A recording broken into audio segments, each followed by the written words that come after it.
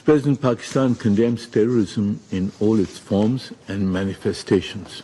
For more than 4 decades, we have remained at the forefront of global counter-terrorism efforts and been a principal target of terrorist attacks.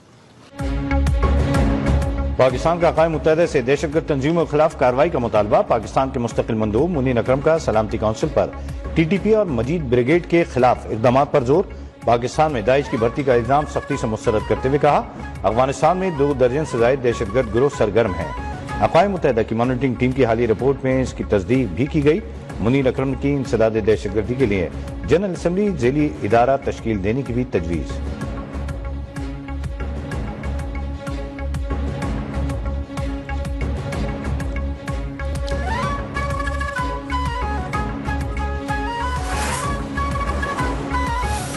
I just think it's time to either you release everybody.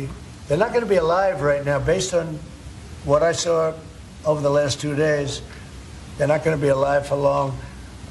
Saturday at 12 o'clock, and after that, it's going to be a different ball game. अमरीकी सदर ने गजा जंग बंदी खत्म करने की धमकी दे दी। मुतअद्दिद executive orders पर दस्तखत के बाद कहा, हमास ने हफ्ते के दिन तक यरगमाली रिहा न किए तो जंग बंदी खत्म हो जाएगी। उर्दन और मिस्र अगर पनाह गुज़ीनों को नहीं लेंगे तो उनकी इमदाद बंद कर सकते हैं। मीडिया इंटरव्यू में कहा कि गजा मंसूबे के तहत फलस्तीनियों को गजा वापस आने का हक हासिल नहीं होगा। फलस्तीनियों को गजा की निस्बत कहीं बेहतर रिहाइश मिल जाएगी। डोनाल्ड ट्रंप ने यूक्रेन के सदर से इस हफ्ते बात करने का भी इंदिया दिया। सदर ट्रंप ने महकमा इंसाफ को पाबंद करने के हुक्मनामे पर भी दस्तखत कर दिए। अमरीकी शहरियों पर बैरून मुल्क में ठेके लेने के लिए रिश्वत देने के दरवाजे भी खोल दिए।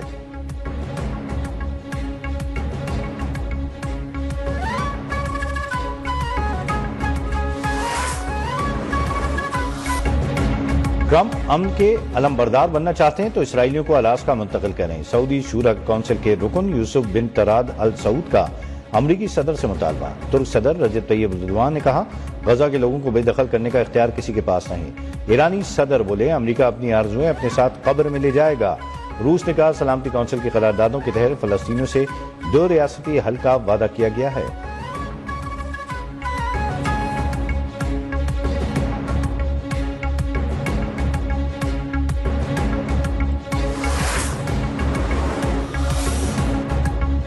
वज़ीर ख़ारजा इसहाक़ डार का सऊदी मनसब शहज़ादा फैसल बिन फरहान अल सऊद से राबता। इसराइली वज़ीर आज़म के इश्तियाल अंगेज़ बयान की शदीद मज़म्मत। फ़लस्तीनी कौस की हिमायत के लिए पाकिस्तान के गैर मुतज़ल्ज़ल आज़म का अयादा। दोनों रहनुमाओं का वज़ारत ख़ारजा का गैर मामूली OIC इजलास फौरी बुलाने पर इत्तफ़ाक़।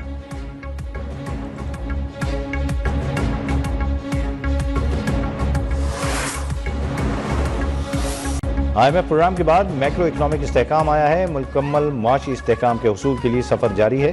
मुआशी इस्तेहकाम का सफ़र तवील, मुश्किल और चैलेंजेस से भरपूर है। वज़ीर आज़म शहबाज शरीफ की दुबई में पाकिस्तानी सरमायाकारों और ताजिरों से गुफ्तगू। कहा, पॉलिसी रेट में नुमाया कमी जबकि IT बरामदात में इजाफा हो रहा है। मादनियात और कानूनी के शोबे पर तवज्जो देंगे।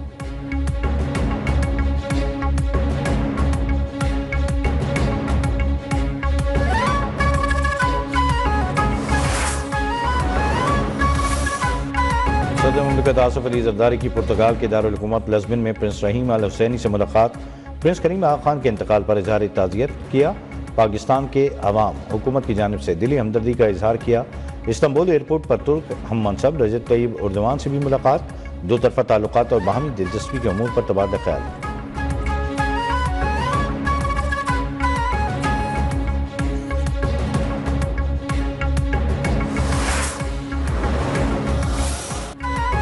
जुडिशल कमीशन ने सुप्रीम कोर्ट में 6 जजेस तैनात करने की मंजूरी दे दी। जस्टिस मंसूर अली शाह और जस्टिस मुनीब अख्तर का बॉयकॉट। बैरिस्टर गौहर और बैरिस्टर अली जफर का भी इजलास मौखर न करने पर शिकवा। सीनियरिटी से मुतालिक दरखास्त न सुनने पर इजलास छोड़कर चले गए।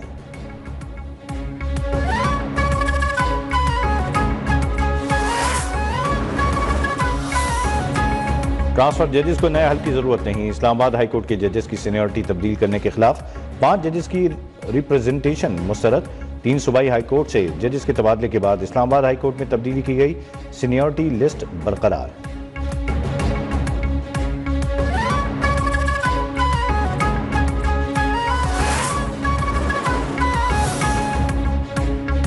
सुन्नी लीग के कायद मियां नवाज शरीफ लाहौर को नून लीग का दोबारा किला बनाने के लिए मुतहर्रिक। अरकान सूबाई असम्बली के अवामी राब्ता मुहिम शुरू करने की हिदायत। लाहौर में बल्दियाती इंतखाबात की तैयारी का भी हुक्म। मियां नवाज शरीफ की ज़ेर सदारत इजलास की अंदरूनी कहानी सामने आ गई। इजलास में बल्दियाती इंतखाबात के लिए जल्द पार्टी उम्मीदवारों के नाम फाइनल करने पर भी इत्तफाक।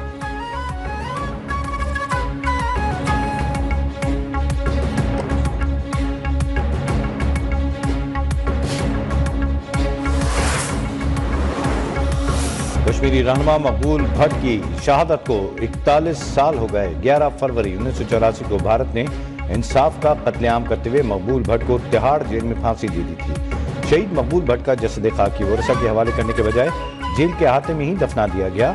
शहीद मकबूल भट्ट 18 फरवरी 1938 को कुपवाड़ा में जम्मू कश्मीर में पैदा हुए। 1960 में आज़ाद कश्मीर के पहले बल्दियाती इंतखाबात में हिस्सा लिया और कामयाब हुए।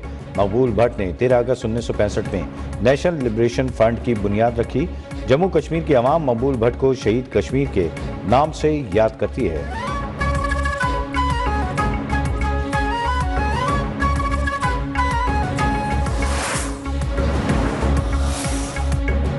SCO के तहत गिलगित बल्तिस्तान में IT के शोबे के फरोग के लिए शानदार इनकलाबी इक़दाम। जिला इसकद्दू की तहसील रोंदू के इलाके तुलू में नौजवान बच्चों और बच्चियों के लिए जदीद सहूलियात से लेस फ्रीलांसिंग हब कायम कर दिया। IT हब्स के क़याम का मकसद रोजगार के महदूद वसाइल के हामिल इलाकों की यूथ को IT के जरिए ऑनलाइन बिजनेस का प्लेटफॉर्म फराहम करना है। नौजवान आलमी मंडियों से मुंसलिक होकर अपने और अपने खानदान के लिए रोजगार जमा करके मुल्क की मईशत के फरोग का जरिया बनेंगे।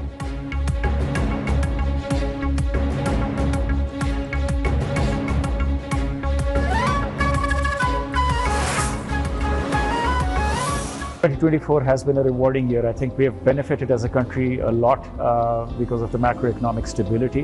I think a stable currency is certainly a good starting point.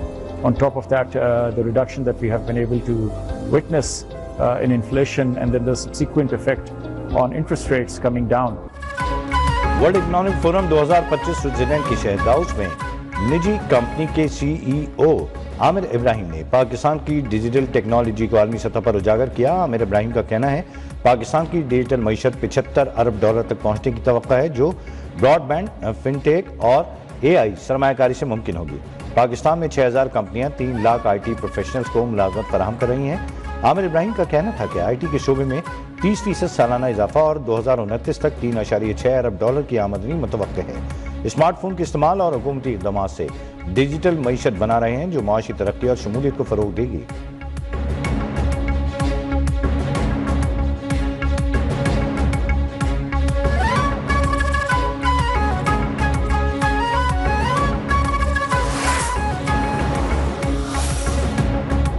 Libya के साहिल के करीब पाकिस्तानी शहरियों की कश्ती हादसे का शिकार। लीबिया में पाकिस्तानी सफारत खाने के मुताबिक कश्ती में 65 पाकिस्तानी सवार थे। 10 लाशें निकालकर हुक्काम के हवाले कर दी गईं।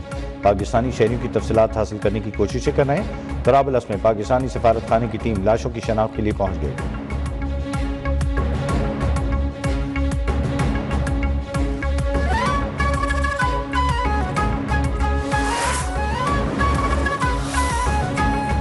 जनवरी को डिफेंस कराची से अगवा होने वाले नौजवान को कत्ल किए जाने का इंकशाफ गिरफ्तार अगवाकारों की पुलिस को दिए गए बयान के मुताबिक बैनुल अक़वामी मनशियात फरोशों की लड़ाई में नौजवानों को कत्ल कर दिया गया।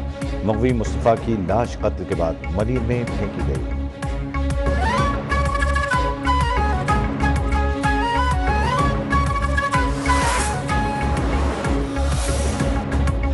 चैंपियंस ट्रॉफी के लिए खिलाड़ियों की अपनी फहरिस्त ICC को भेजने की आज आखिरी तारीख। खुशदिल शाह और फ़हीम अशरफ की जगह इरफान खान नियाजी और आमिर जमाल के नामों पर गौर। फास्ट बॉलर हारिस रऊफ की मेडिकल रिपोर्ट्स आ गई, जनूबी अफ्रीका के खिलाफ मैच नहीं खेल सकेंगे, चैंपियंस ट्रॉफी के लिए दस्तयाब होंगे। फास्ट बॉलर नसीम शाह कहते हैं मेगा टूर्नामेंट में हदफ सिर्फ एक मैच नहीं बल्कि चैंपियंस ट्रॉफी है। भारत के खिलाफ मैच से मुतालिक टीम में कोई बात नहीं हुई।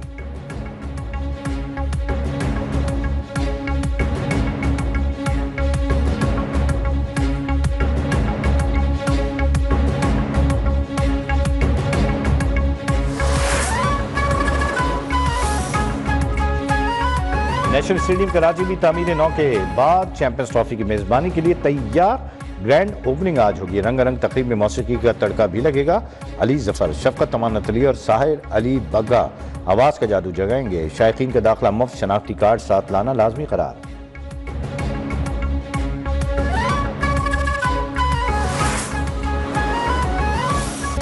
6 मुल्की सीरीज न्यूजीलैंड की जनूबी अफ्रीका को 6 विकेटों से शिकस्त, 305 रन का हदफ 4 विकेटों पर 49वें ओवर में हासिल किया। वनडे क्रिकेट में डेब्यू करने वाले ओपनर मैथ्यू ने 150 रन बनाकर नया आलमी रिकॉर्ड कायम कर दिया। न्यूजीलैंड ने फतह के साथ ही फाइनल के लिए भी क्वालिफाई कर लिया।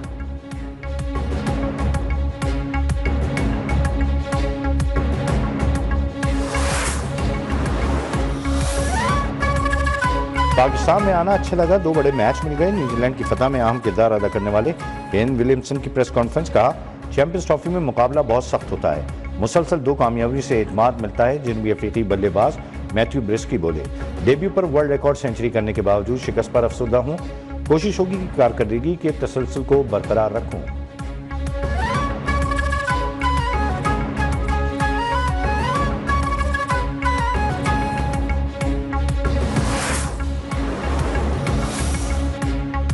अफ्रीकी सीरीज का दूसरा फाइनलिस्ट कौन, फैसला कल होगा। पाकिस्तान और जनूबी अफ्रीका की टीमें कराची के नेशनल स्टेडियम में आमने सामने होंगी। कौमी टीम की नेशनल स्टेडियम में भरपूर प्रैक्टिस, कोचेस की निगरानी में बैटिंग, फील्डिंग और बॉलिंग की मशकें।